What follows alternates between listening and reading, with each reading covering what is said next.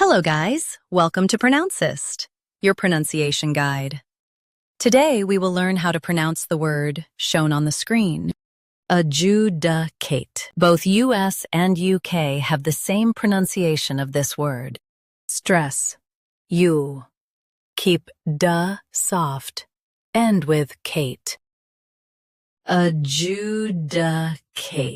Adjudicate. Stress. U. Keep duh soft. End with Kate. Adjudicate. Now read the syllables shown on the screen naturally. Adjudicate. Stress. U.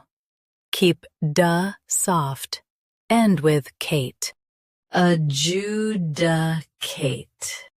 Practice repeatedly and you'll soon be able to say this word perfectly. The best way to practice is to repeat the syllable multiple times.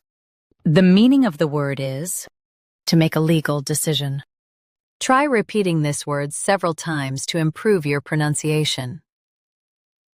We post daily videos on useful and commonly mispronounced words to help you speak clearly and confidently. Save this video and subscribe to Pronouncist for more pronunciation guides. Thanks for watching us.